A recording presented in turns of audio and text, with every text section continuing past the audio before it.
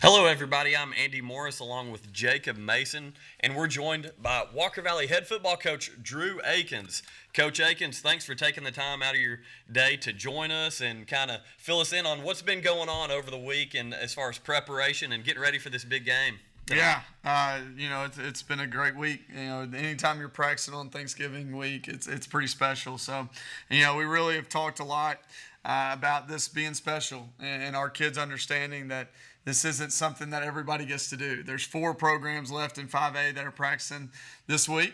It's something that we want to enjoy, that we want to recognize as special, but also don't want to waste the opportunity because this is an opportunity in front of us that you're not promised to ever get again.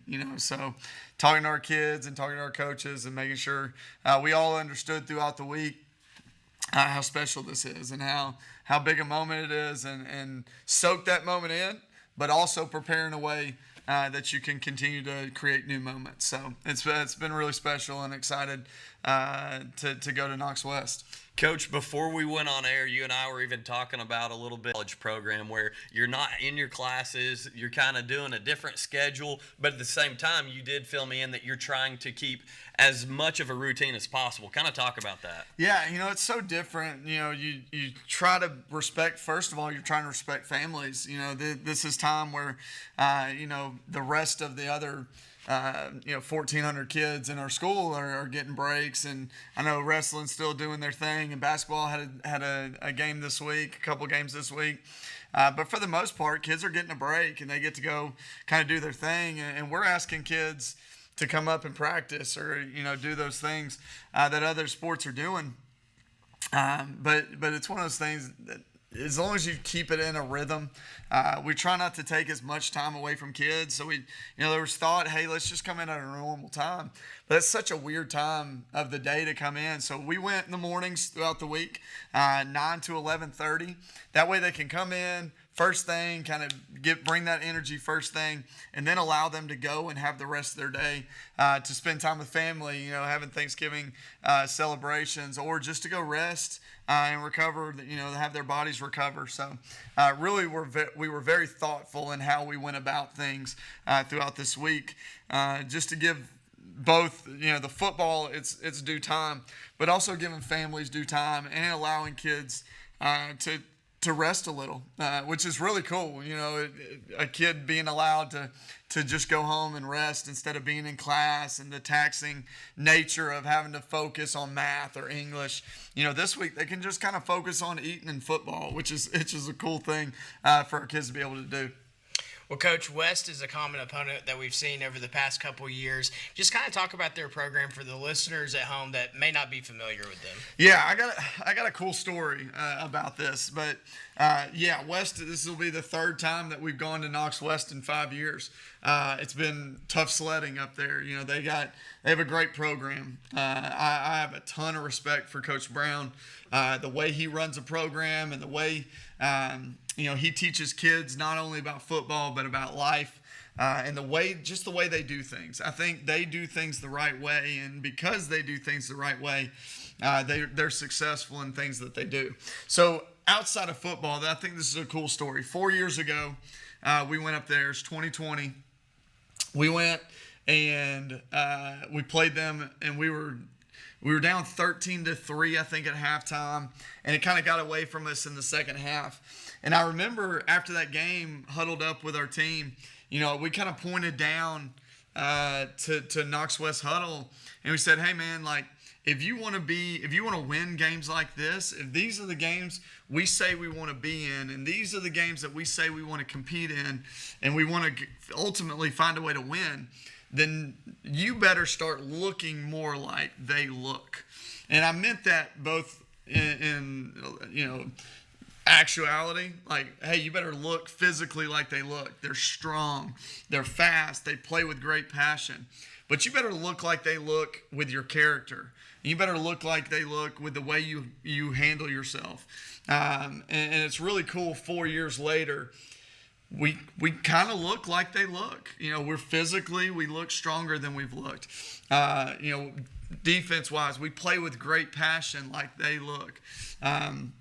And then just the way we carry ourselves, our discipline that we carry throughout football games, where we make good decisions and we don't have bad penalties, protecting the football, those kind of things is what elite programs do. And Knox West is an elite program. Don't let that get past. That is the true statement. That is a fact. They're an elite program. They won the state championship last year. They've been a dominant program for the last 5-10 years probably, and it's not only because they have great players. It's because they do things the right way, and they have a coach that holds their foot to a standard, holds their foot to the fire, and has a standard that they have to play to. And I have a ton of respect for that, and I think that's why they're so successful. But I looked down there and I told our guys, hey, you better start looking more like them if you want to win these games. And now we're sitting in this chair and we kind of look more like them. So hopefully we can go up and give them a great game, get into the fourth quarter, being in a competitive football game, and do what we've done over the last 4 weeks, and that's just find a way to win a competitive, close football game in the end. It's going to be a great challenge. They're a great football team. They really are, not only in the way they carry themselves, but they actually play football really well too. Really strong stop and run. Their box is probably the best front 6-7 guys that we're going to see all year long. Offensively, they run the football so well. So when you talk about winning football games, stopping the run, being able to run the football, that's what they hang their hat on. So we've got to make sure that we find efficient runs, and we got to find a way to stop their run and make them throw the ball to beat us. And it's going to be a great challenge for us. Coach, you kind of hit on with Knox West. You're talking about the way they do things. One thing that I spoke with you about before we went on was doing the little things right. Just seeing how players conduct themselves, how the coaching staff conduct themselves, how promptly you respond to emails, and the way your rosters look when you submit them and send them to people, things like that. One thing that I've noticed is that you guys are on top of that. You as a head coach, your staff, and it's trickled down to the players. So with that, you see this progression. You talk about going back 5 years ago against Knox West and seeing where you've came from there. How important are those small things? Yeah, listen, for a program like ours, we kind of build everything we do around it. We build everything we do around discipline. So we have these, you see us always get together. I think we've talked about that on this. At the start of the fourth quarter, we say 5 words. The first one is discipline. Discipline, commitment, toughness, effort, pride. And we just say those over and over just to remind ourselves, hey, this is who we are. This is who we say we want to be. So in this moment where it's as hard as it can possibly be going into the fourth quarter, let's remind ourselves that discipline is so important. Commitment, toughness, effort, pride. But we start with discipline. And I've told our kids forever, we're not always going to be the most talented football team. There's been times this year that we walked on the field and we're more talented and we won a game because we were more talented. But several games throughout this year, we aren't the most talented team. But we've still found a way to win 11 ball games. Why? Well, I believe it's because we are a disciplined football team. We do things right, and it's not just do things right on the football field.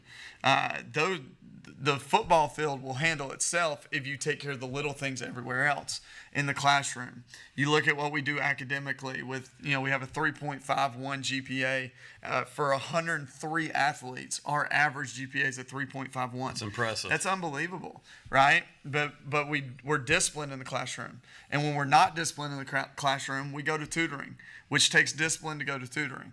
The way we handle ourselves in the hallways, making sure that we don't make those mistakes in the hallways of getting in, altercations or making poor decisions. And our kids understand that they can't do those things. But it trickles up into the locker room. What does your locker look like? Because what your locker looks like is going to tell me a lot about what you're going to do on a football field. And if you do things the way you're supposed to do it in the locker room, it's going to trickle to the football. All these things we talk about You know, how you act in meetings, how you act to your mom, how do you act to your girlfriend, how do you act in the classroom, in the hall. All these things trickle to the football field. So we want to make sure that our kids understand the way you do anything is the way you do everything. So our kids have got to understand you've got to be disciplined all the time, and we demand that of our kids. And because of that, you see that our discipline a lot of times will win a football game. But we try to do it as coaching staff do. Like you said, you know, if you don't model that, it's really hard to tell a kid, hey, you better look like this when my office is a mess. So making sure that we model it first with the way that we run this program. And I do take a lot of pride in how we run this program. What are we sending out? What does our roster look like? What does our coach's office look like? What does our cloth room look like? What does our lawn, like, what do those places look like? Because whatever those look like are going to tell you our work ethic and how we go about things. So we try to do things right all the time because I feel like that's what we have to do in games like this where we're not the more talented team. The discipline is what can help us win the ball game. Coach, another thing I feel like, you know, we'd be completely not doing our jobs if we didn't touch on some individuals, and I want to start with Evan Schwarzel. Last week, a huge game, an interception that sealed it. Played phenomenal offensively. Just about every pass he threw was a completion. I don't recall the exact stats, but I think he might have had like 5 incompletions. Yeah. That's extremely impressive in a state quarterfinal game. Yeah. So with Evan, when we had him on the coaches show last week, he talked about adversity. Yeah. He referred back to the summer, you guys putting him through adversity as coaches. He referred back to the East Hamilton game and responding to adversity. We saw some adversity in that first half last week against a very tough Clinton team, and Evan led the way for that offense, and then again defense when he needed to punt the football. Just talk about how Evan is an example for the rest of your team, even in those adverse moments. Yeah, I think Evan is a picture of what we've been as a football team. You know, Evan's game Friday night is a picture of who we've been all year. Evan gets a ton of praise, and listen, you know that I love Evan as much as anybody, but our football team has been a picture of fighting through adversity. And it does. It goes back to, you know, all the way back to summer, June and July, of, hey, you know, what are you willing to fight through? Because we're going to put you through some stuff here. Like, we came back from dead period, and we tested their will. How badly do you want to be a part of this? And we had 103 kids get through it, and they wanted to keep going. So we said, cool. And then there's adversity throughout the year. People get hurt.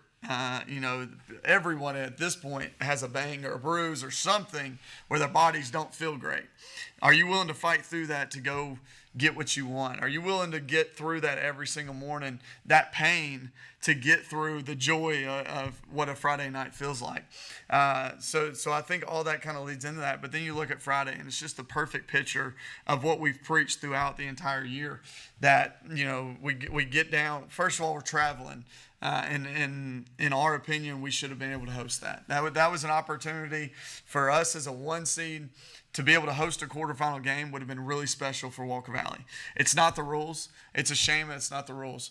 And hopefully we can, you know, have a voice to try to get that fixed. But that's an adverse situation. Being able to, you know, having to travel instead of being able to be home. And then we go up and we get down 14-0 right off the jump.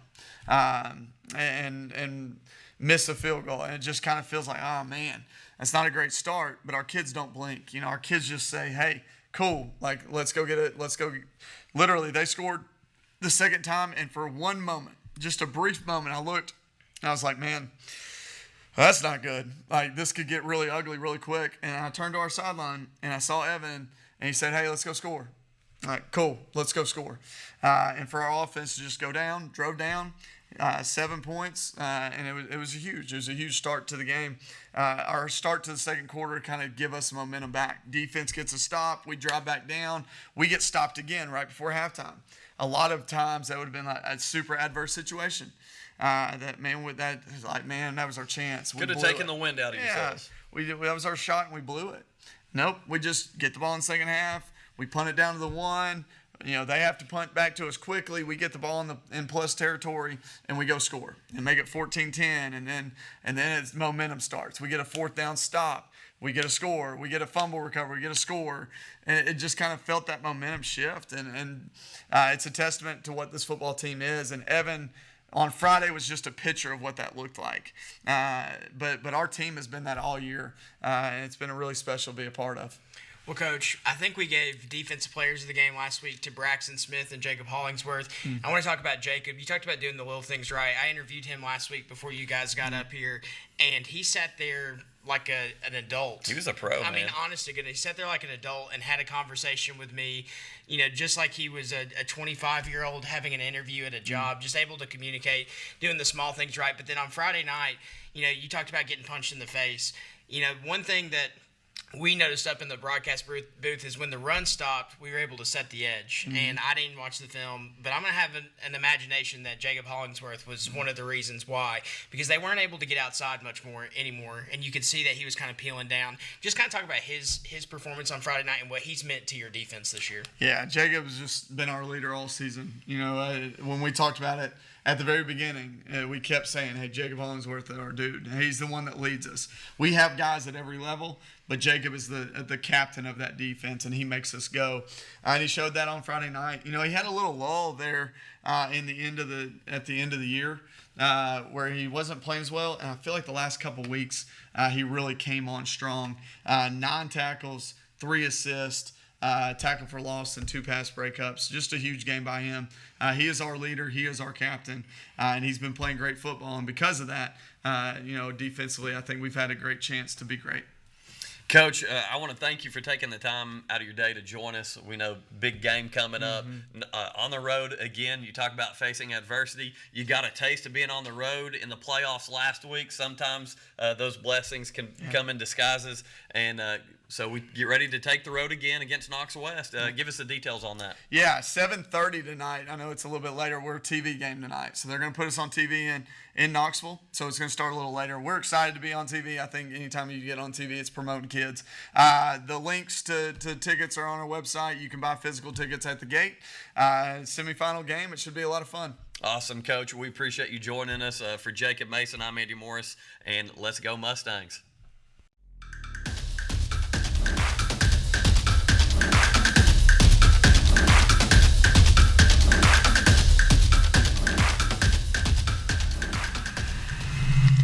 Welcome back to the Walker Valley Football Coaches Show, sponsored all season long by Wholesale Supply Group. They are open to the public. I'm Andy Morris, along with Jacob Mason. Your Walker Valley head football coach, Drew Akins, is in the house with us tonight. Coach Akins, appreciate you joining us. Glad to be here, man. Always glad to be here. It's been a fun run, man. I've told people all weekend, man, this has been a special run, and we're really trying to soak it in, but also trying to keep it going. So it's look forward to a good week and look forward to a lot of good things, but definitely was a great night Friday night and had a lot of fun celebrating with our fans and with our players. So excited to be here. So speaking of Friday night, if you have been living under a rock or not able to listen to Jacob and I, Mustangs' big win in the quarterfinals over Clinton, 24-20. And what a night for the Mustangs, Coach. We're going to let you go ahead and dive into some film. Yeah, we talked a lot about individual performances, and I think in this film, you're going to see a lot of those guys that we talked about individually. It was definitely a huge night for Evan, obviously. Defensively, we had a lot of big performers. So excited to show this. We're going to start out when we get this pulled up. We're going to go to a play early in the game. So this is, you always like – I like showing you guys some of the stuff that we plan to happen. That's always kind of a cool thing for us to say, hey, so this is play 19 of the game, but you're looking at play 3 or 4 offensively. It's 1st and 10. We had just gotten a first down. I think this is the 4th play. So what we do is we kind of plan let me just kind of set this up. As we game plan, we're trying to say, hey, how do we create explosive plays early? Because it does a couple things. One, it gives your offense a ton of confidence. So you go into a game early, you're feeling it out, but you don't want to just throw a 5-yard hitch, 3-yard run, and have to create this long 13, 14 play drive where you got to be really obviously on your P's and Q's throughout the entire drive. You want to do something to get a chunk yardage play. So when we say explosive plays, we're talking about a run of 12 yards or more. We're talking about a pass of 18 yards or more. That's what we deem as explosive. This one is a 42-yard pass that we kind of drew up and felt really good about creating this explosive play early on. So what you're going to see is we're going to go to illustrate this. Brady's going to just run an inside release, and he's going to run a post to get this safety back on him.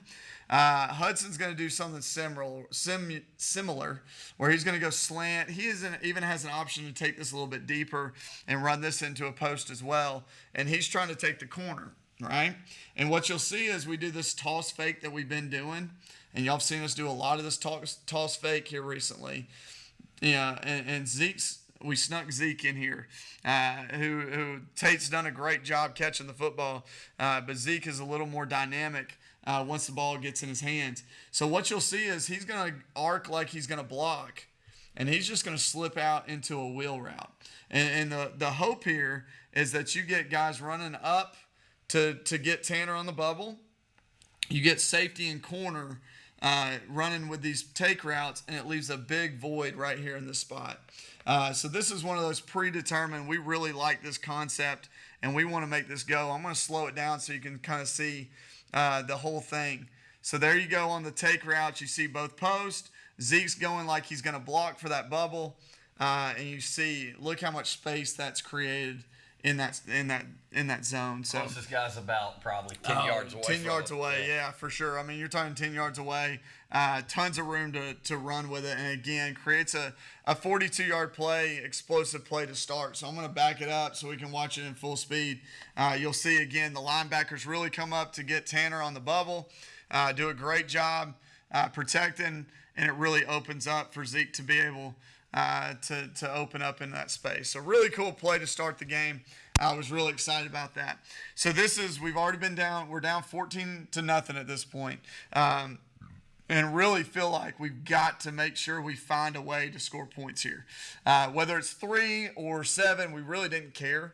If we got down there, we would have had to kick. If we would have got stopped. But this is a big points drive. So you're going to see Roman Yulo. We go spread for one of the first times early in the game. The cool thing is the play right before this. We ran this exact same play. I don't know if y'all remember this. We ran this exact same play, but you saw Brady catch a slant route, right?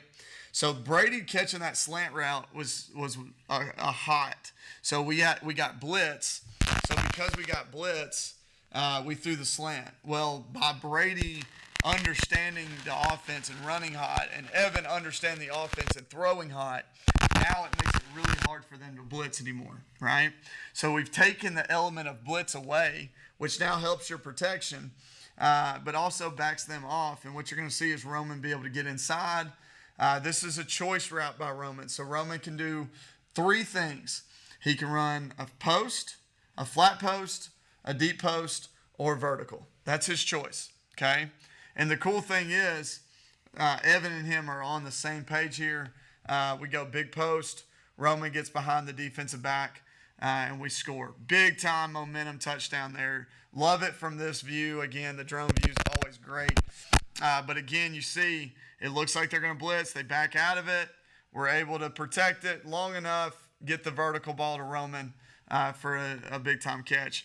I'll tell you one thing that's been so impressive over this time. Over the last 3 or 4 weeks is us being able to really hit the vertical ball. So I think one of the reasons you've seen us have so much more success offensively over the last 5 weeks is we're really hitting the vertical ball. We're creating those explosive plays. So this is the next drive out of this. Our defense has had a tough time. 14 points in 2 drives. That makes it really difficult. And they had thrown this kind of stop route for a first down several times throughout the game, right? Well, our defense did a great job of changing coverage. So now they changed the coverage to where we're running a 3 deep look, and now these corners can sit. It's the first time we ran it the entire game, and we were really lucky. Braxton reads it, drives on it, a great interception there right at the sticks. So really cool play by Braxton. The all-time interception leader. Really excited for him. So straight out of that, at this point, again, we just got the stop. We're down 14-10 at this point. We had done some really good stuff up to this point, throwing a screen, sprint out, getting a third down conversion on a sprint out, and then we go straight from the sprint out into our again, choice routes off this. So what you're going to see again is we go switch release, which kind of messes with the eyes of the safety. And again, at this point, Hudson has a choice. He can go flat, he can go post, or he can go vertical. Here in this case, he chooses to go flat. Evan's on the same page, and you get a bullet to him, 2 broken tackles, and then outrun him to the end zone. Man, you talk about a big-time play at a big-time moment.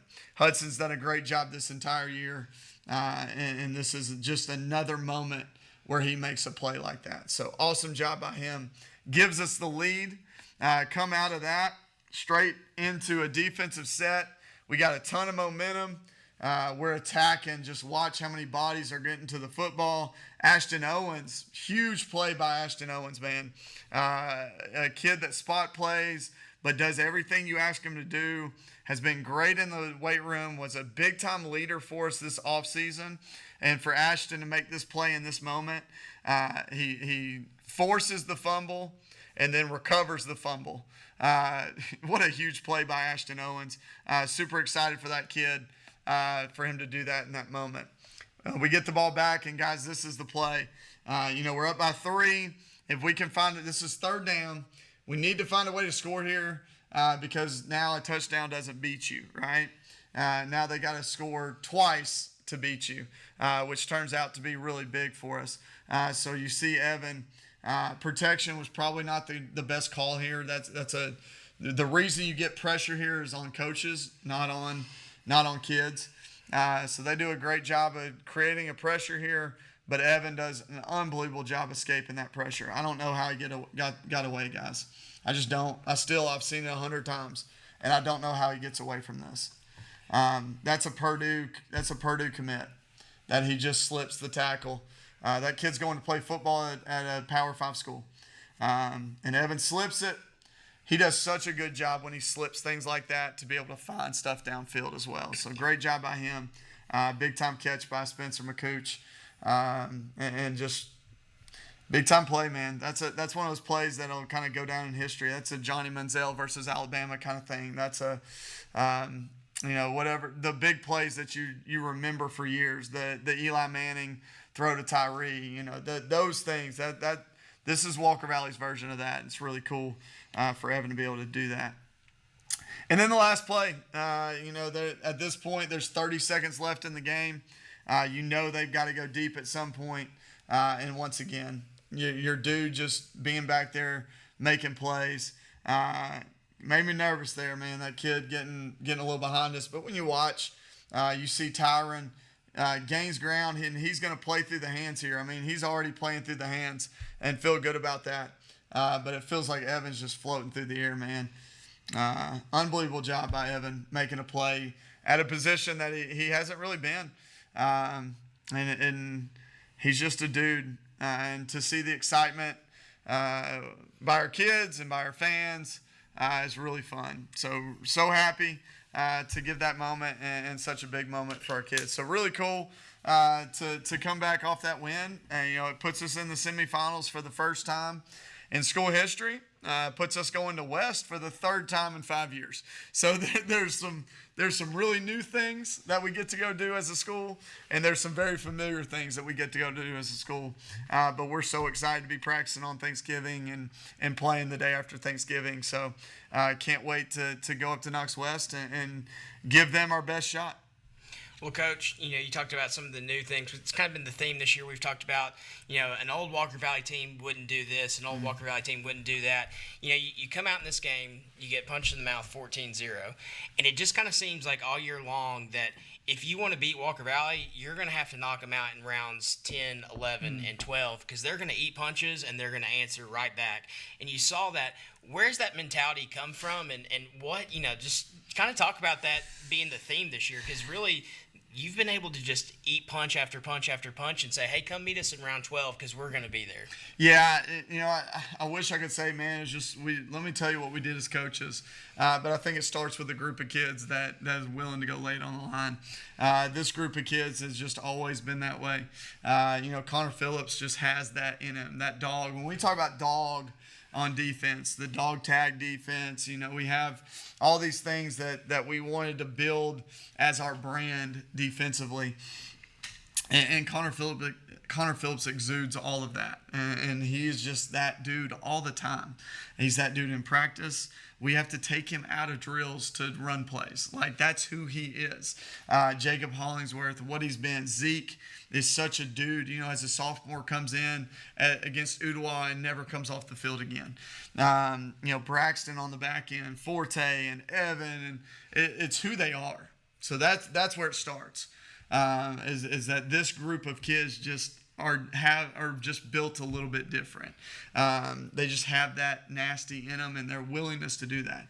Now, I do think there was things as coaches that we did do.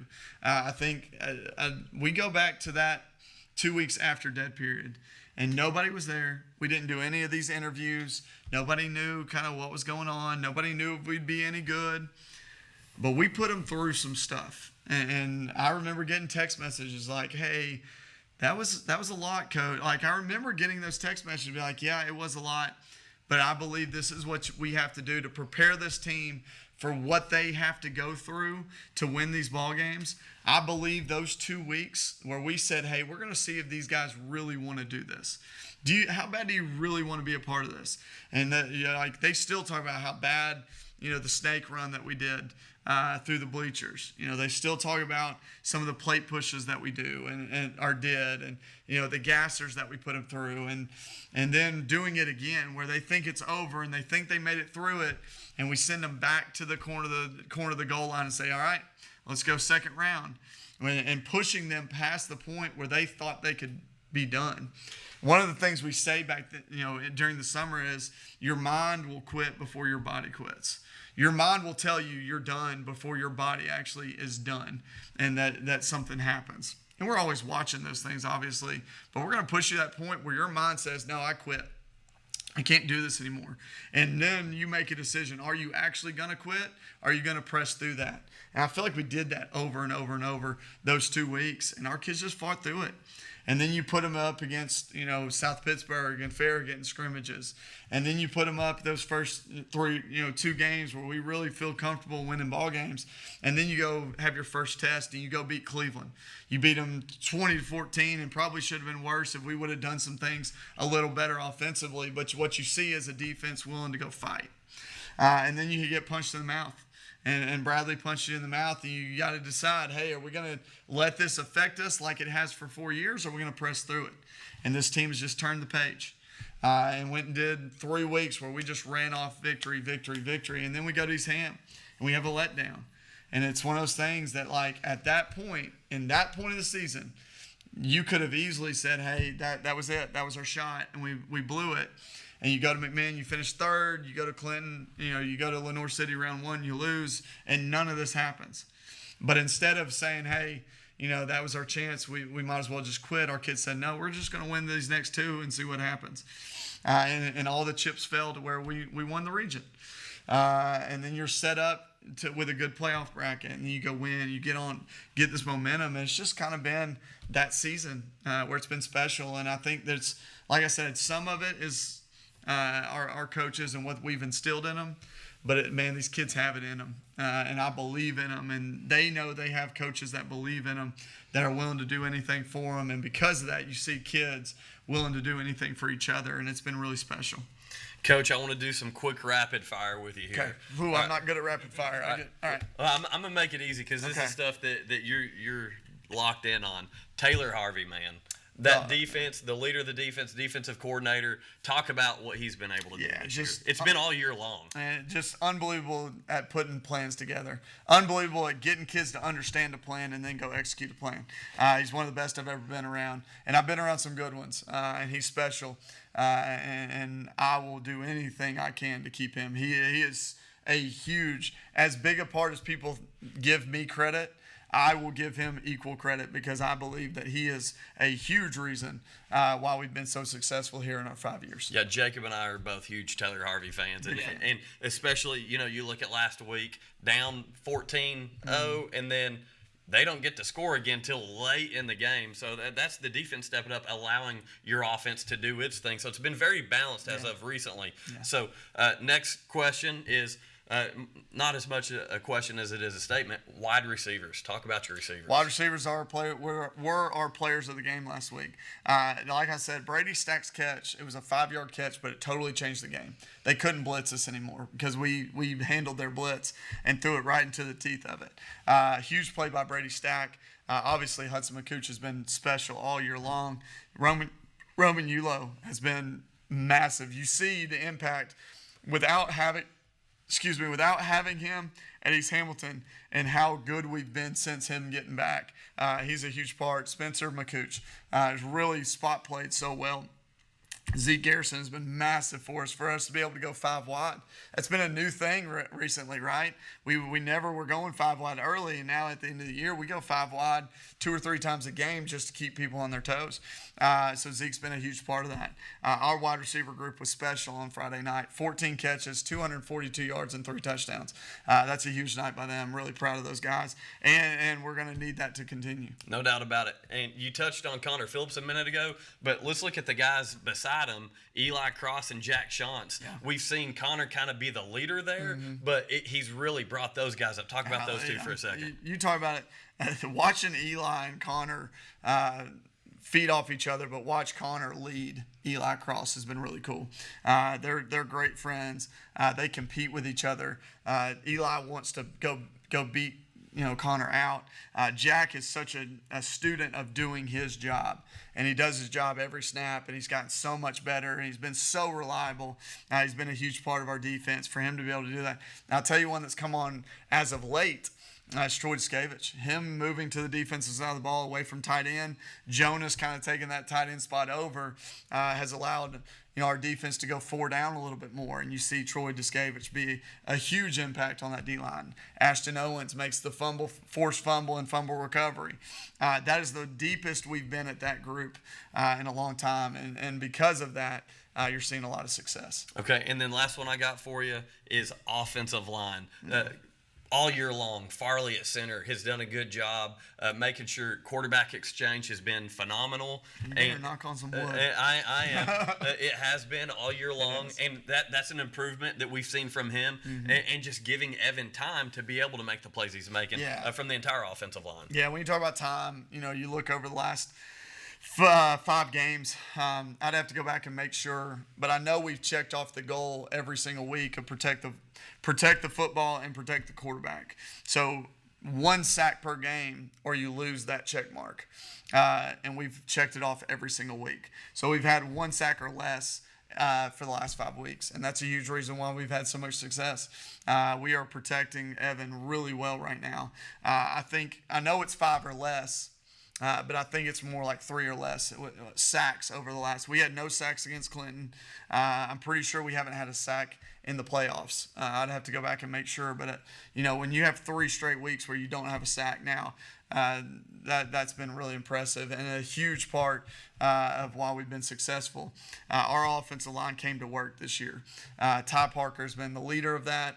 But what you see is that leadership has kind of bled over into all of these guys, and all they want to do is go play good games, and they don't look for the glory because they're not going to get it. They do it because they want to protect Evan. Again, it goes back to what I was talking about with Jacob. These kids are just playing for each other. They don't care who gets the credit. They just want everybody to have success. They want our team to have success, and the offensive line is a great picture of that. Coach, before we wrap this part of the segment up, Friday night, there was a moment where you told me how much you trusted Farley and Evan is when you went under center. Correct me if I'm wrong. Have you done that all year long? One time. Okay. So we're sitting up there. And we fumbled it. We were sitting up there in the broadcast booth, and I was sitting, you're on the 1 yard line, and you got a power lifter right there in front of you. So obviously you trust him to blow off the ball, but I'm sitting here thinking, man, we've gone shotgun all year long. Yeah. But it showed to me how much you trusted those two individuals with the protection of that. But that makes it even funnier now that you told me. One time and it was a fumble. Yep. So what you saw us do in that scenario, in that moment, is I kind of let the emotion calm, right? So it was very emotional. We had the interception. The sideline was crazy, but I saw him mark it on the 2, so I was like, okay, we got to let this emotion calm down, get everybody to the sideline, call a timeout. So let the emotions die first, and then call a timeout, and then I put them immediately to getting snaps. And they were like, hey, we got 2 or 3. I was like, no. You're going to take snaps this entire timeout. So for 45 straight seconds, they're taking snaps. And there was a thought at one point that was like, hey, a safety doesn't kill us. We don't lose the game with a safety. We do lose the game if we fumble this and they recover it and get a touchdown. And that was a thought for sure. But in the end, put the ball in your dude's hands. And Evan's our dude, and we're going to put the ball in his hands, and we're going to trust him to make those plays. And when it came to getting a snap and going, pressing forward, protecting the football, I trusted that Evan was going to do that. And obviously we did it. We got bailed out a little bit because the personal fouls there at the end, which gave us space to go take a normal knee. But again, guys, it can't be easy. It's never going to be the easy way, right? We can't even take a normal knee at the end of the ball game. So it just was another great picture of what it's going to be here. It's never going to be easy for Walker Valley football. We've got to go make it easy ourselves. And when you have guys that you can trust to go make plays, it becomes a little bit easier for us. Coach, again, it's Thanksgiving week. Things are a little bit different. Jacob and I are excited to have the call on this game, not only because it's the state semifinals, but we're going to try to do our best John Madden, Pat Summerall, maybe get a turkey up in the booth with us. All the way in. Also, I get a turkey leg at the end. Yeah, I'm all the way in. Steve told me I'm getting holiday pay too. So there we go, baby. No, just kidding. So once again, you'll be able to listen to Jacob and me pregame starting at 6:30, kickoff at 7 o'clock.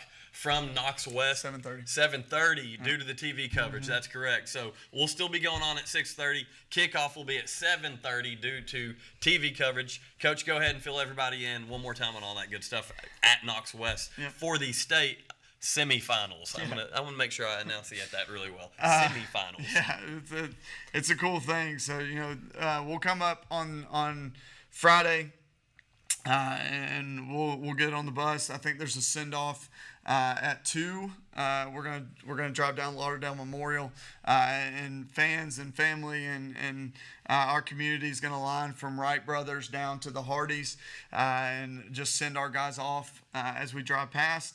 That'll be around 2:15. We'll drive up to Lenoir City, grab a bite to eat, and then drive the rest of the way. The kickoff is at 7:30. It will be on TV in Knoxville on ABC, the ABC affiliate. So that'll be just a cool thing to allow our kids to be on TV. Like, why would you stand in the way of that? Like, let's let these kids have every experience that they can have and every platform to show the great things that both programs are doing. So excited to do that. Tickets are on gofan.com. If you go to our social media on Facebook, on Twitter, on Instagram, you can find that link. Click the link, pick the game to buy tickets for, and that way all you have to do is show your phone when you get to the gate. They'll check you off and you're good to go. If you want to buy a physical ticket, from my understanding, we can still buy physical tickets at Knox West when you get there. So, but a huge game, a huge opportunity for us, and really, like going back to what we said at the very beginning, it's really cool full circle moment for us to go where we went and lost 2 playoff games, the year one and year two both. To the point where we feel like we look a little bit more like them, and we've kind of grown as a program, and we get to go compete against what I believe is the best program in the state. And for us to have that opportunity on Thanksgiving break for a semifinal game is really special for our kids and really special for our community. And I hope everybody, after their Thanksgiving celebrations, will go get a ticket and drive up to Knox West and experience that with us. Absolutely. The fans traveled great to Clinton. Awesome. Everybody, let's do it one more time. Let's pack that place out. Yeah, let me take a second. I hate we skipped over that, man. What a great atmosphere that our fans created, our band created, our cheerleaders created at that facility. There would have been a lot of teams that didn't travel on Thanksgiving break to go up to Clinton, Tennessee, to watch a football game. Our fans traveled, and they were loud, and it was a great atmosphere, and it really drove our kids to keep fighting in that game. It was really cool to watch, and I was really proud of our community and our fan base for being up there and cheering our guys on. We didn't get the home game, but we turned it into one. And we no doubt. sure did. It was awesome. We were loud, and I believe we were louder than their home side, but we had a little more to cheer for in the second half too, so we'll take that. That's right. So once again, pregame on Sports 99.1 with myself, Andy Morris, and Jacob Mason. You'll be able to listen to us at 6:30 pregame, and then 7:30 kickoff from Knox West. So go out, support your Mustangs, get those tickets, and head up to Knox West to the state semifinal game between your Mustangs and the Knox West Rebels. Coach, appreciate you joining us. Absolutely. And with that, go Mustangs.